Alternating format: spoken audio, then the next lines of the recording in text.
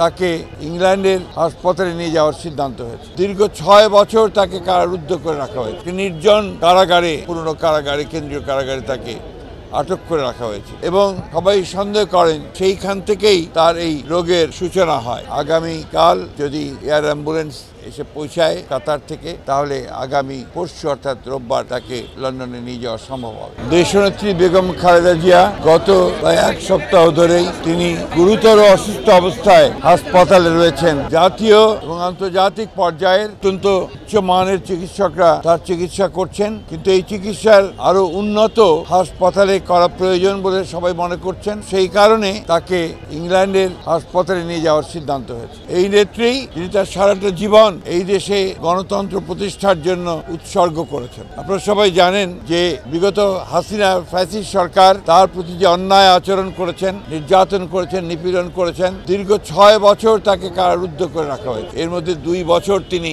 নির্জন কারাগারে, পুরনো কারাগারে, কেন্দ্রীয় কারাগারে তাকে আটক করে রাখা হয়েছে এবং সবাই সন্দেহ করেন সেইখান থেকেই তার এই রোগের সূচনা হয়। একটা অপরাধমূলক অবহেলা, চিকিৎসার অভাবের কারণে তিনি আরো অসুস্থ হয়ে পড়েন। এরপরে আপনারা জানেন যে গত 4 বছর কোভিডের সময় থেকে তিনি গুরুতর অসুস্থ হয়েছিলেন। আল্লাহর অশেষ রহমতে তিনি সুস্থ হয়েছিলেন। এই কয়েকদিন ধরে আবার অসুস্থ হয়ে চিকিৎসকরা প্রাণপণে চেষ্টা করছেন এবং আশা করছেন যে আগামীকাল যদি এয়ার অ্যাম্বুলেন্স এসে পৌঁছায় কাতার থেকে, তাহলে আগামী পরশু অর্থাৎ রোববার তাকে লন্ডনে নিয়ে যাওয়া সম্ভব হবে। তবে তিনি এখনো গুরুতর অসুস্থ, সেই কারণে ফ্লাই করতে পারবেন কিনা সেটা ডাক্তাররা নিশ্চিত করলেই তাকে ফ্লাই করে নিয়ে যাওয়া হবে অ্যাম্বুলেন্সে। আমরা আজকে এখানে এই নয়াপল্টনের এখানে মসজিদে আমরা নামাজ আদায় করেছি, জুমার নামাজ। সারা দেশে আজকে জুমার নামাজের পরে বাংলাদেশের মানুষেরা দল মত নির্বিশেষে তারা আজকে এই মহান নেত্রীর জন্য, তার আরোগ্য লাভের জন্য তিনি সুস্থ হয়ে আমাদের মাঝে ফিরে আসেন এবং দেশের যে সংকটময় মুহূর্তগুলোকে যেন তার ওই অগত্যে আমরা সবাই অতিক্রম করতে পারি, এই দোয়া আজকে